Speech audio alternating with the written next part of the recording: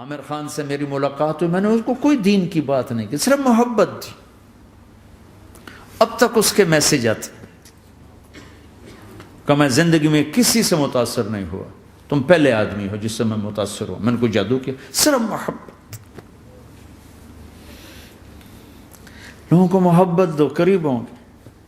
میں جب گیا بڑی مشکل سے اللہ نے، ملاقات کا کوئی راستہ ہی نہیں تھا، وہ مجھے نہیں جانتا تھا، میں اسے نہیں جانتا تھا، تو کوئی موقع نہیں مل رہا تھا ملاقات کا. تو اللہ نے شاہد آفریدی کو بھیج دیا. شاہد آفریدی اس کی دوستی تھی، ہمارا جو کرکٹر ہے. میں نے اس سے فون پر کہا یار میری ملاقات تو کرا. اس نے ملاقات کروائی. تو اس نے مجھے کہا آدھا گھنٹہ ہے، آدھا گھنٹہ. جب میں پہنچا میکسیمم پونا گھنٹہ. میں کہا ٹھیک. میں گیا تو وہ سہما ہوا چہرہ کہ بھئی مولانا آ گیا، پتہ نہیں کیا کہیں گے، بھئی یہ تو کیا کر رہا ہے، تو حرام کر رہا ہے، ناچ رہا ہے، گا رہا ہے، توبہ کر، ابھی تیرے لیے دوزخ کا فیصلہ ہو جائے. پتہ نہیں کیا ہو، وہ ڈرا ہوا سہما ہوا تھا. تو میرا ایک دور کالج لائف تھا. میرے اللہ نے مجھے ہدایت دی اور میں 3 دن کے لیے میں اس دوست کو، اس کی نسلوں کو دعائیں دیتا ہوں جو مجھے زبردستی پکڑ کے لے گیا. نہ میرا تبلیغ سے کوئی تعلق، نہ واسطہ، نہ میں کوئی ان سے متاثر. ایک لڑکا تھا، بنگالی تھا، گشت کرتا تھا، لیکن میں اس سے ذرا متاثر نہیں ہوا. میرا دوست متاثر ہو گیا تھا، تو میں تو ان کے قریب سے نہیں گزرتا تھا. تو وہ اور میں اسکول میں اکٹھے آ رہے تھے، کالج میں اکٹھے آ رہے تھے. تو وہ متاثر ہوا، وہ 3 دن کے لیے جا رہا تھا. تو مجھے بتائے بغیر میرا ہاتھ پکڑ کے لے گیا، مجھے کام ہے چلو میرے ساتھ. اور میں اس کو انکار نہیں کر سکتا تھا، یہ میرا اس کا تعلق تھا. اب بھی اسی طرح بھائیوں جیسا تعلق. میں اس کا احسان ماں، مجھے زبردستی لے گیا. ہمارے پنجابی کی مثال ہے، کبے نو لت لگی وہ سیدھا ہو گیا. وہ جو ہوتا ہے ہنچ بیک ہوتا ہے نا، اس کو کسی نے لات ماری تو وہ سیدھا ہو گیا. مہربانی بھائی تیری لات سے میں سیدھا ہو گیا. تو مجھے تو وہ کبے والی لت پہ گئی. تو اللہ نے مجھے اس طرف لگا دیا. اور جب میری کالج لائف، میں نے کالج کا بہترین سنگر تھا، اسکول کا بہترین، یہ جنید جمشید کیا ہے جو اس زمانے میں یہ سارا کو اٹھایا میں نے سارا کیا ہے. تو اب وہ بیچارہ ایسے بیٹھا ہوا. تو میں نے اس سے بیٹھتے ہی فلموں کی باتیں شروع کر دی. اور تھوڑی دیر بعد کہ میں نے محسوس کیا کہ فرام 60 to 72 جو فلم انڈسٹری کو جتنا میں جانتا تھا اتنا وہ نہیں جانتا تھا. تو اس کے اوپر میرے علم کا روپ پڑ گیا. اس کی لائن کا علم تھا نا. تو حیران پریشان، یہ واز تو ہو نہیں رہا. تو کبھی دلیپ کمار کی باتیں شروع ہو گئیں، کبھی راج کپور کی شروع ہو گئیں، اور کبھی محبوب صاحب شروع ہو گئے، کبھی مدن موہن شروع ہو گئے. وہ آدھا گھنٹہ تو یوں ہی گزر گیا. تو آدھے گھنٹے کے بعد میں نے کہا جی ہمارا تو ٹائم اوور کا نہیں، اٹھیں چلے ادھر چل کے بیٹھتے. وہ کھانے کی ٹیبل پر تھے تو وہاں جا کے بیٹھ گئے. پھر وہیں باتیں شروع ہو گئیں. جب اس کا سارا خوف دور ہو گیا اور ریلیکس ہو گیا، اس میں پونے گھنٹے سے 50 منٹ گزر گئے تھے. تو پھر میں نے کہا عامر بھائی آپ حج پہ آئے ہیں، اگر آپ اجازت دیں تو آپ کو اپنے نبی کا حج سنو. کہنے لگے ہاں جی ضرور سنائی. پھر میں 1.25 گھنٹہ بولتا رہا اور وہ ایسے کر کے یہاں سے وہ یوں نہیں ہوا. 1.25 گھنٹہ ایسے بیٹھ کے یوں سنتا، ہلا نہیں اپنی جگہ سے. لوگ محبت کے بھوکے ہیں، تم فتوے دینا شروع کر دیتے.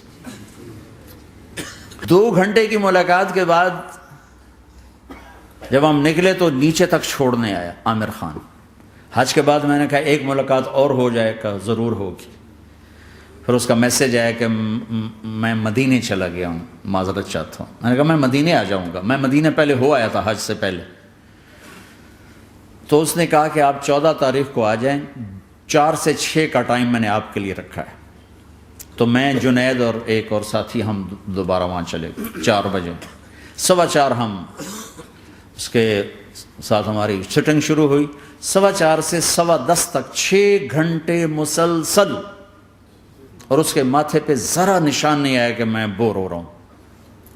اور اس کے بعد ہم اٹھے، اس کا جی نہیں چاہ رہا تھا کہ ہم اٹھ کے چلے جائیں. محبت. پھر ایک امتحان پڑ گیا. میں اجتماع میں تھا ریمنڈ کے پچھلے سال. اس کا میسج آ گیا میری فلم تلاش آ رہی، اس کی کامیابی کی دعا کرو. لے بھی اے چنگی بڑی. میں نے کہا اب کیا کروں؟ جواب دینا بھی ضروری، دعا بھی نہیں ہو سکتی، کیا کروں؟ تو جب وہ میسج آیا تو میرے سامنے کوئی 10-12 علماء بیٹھے تھے. میں نے کہا بھائی یہ میسج ہے، اس کا جواب کہا جی یہ ہمارا فیلڈ نہیں تمہارا ہے، تو ہی جواب دے.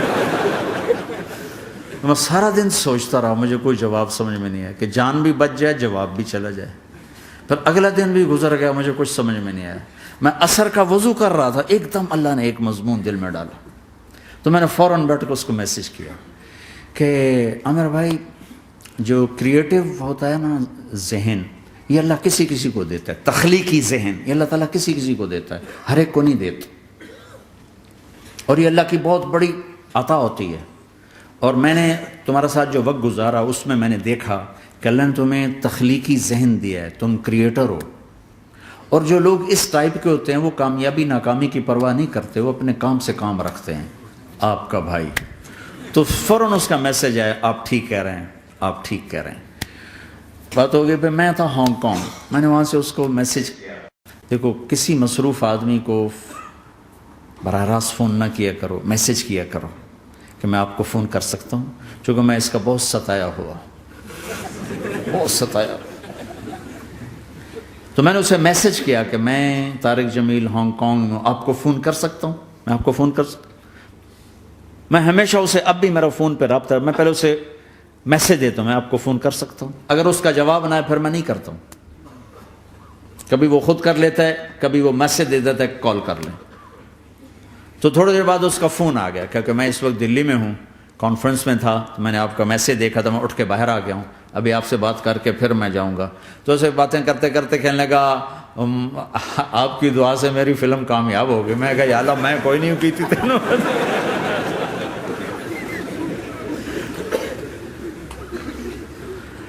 بھائیو محبتیں بانٹو، نفرتیں تو پہلے ہی بہت پھیل چکی.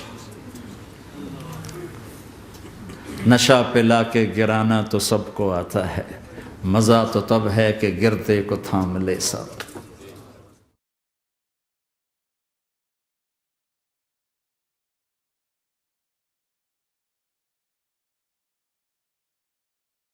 لا إله إلا الله محمد رسول الله عليه صلاة الله وآله والأحبة. لا إله إلا الله محمد رسول الله عليه صلاة الله وآله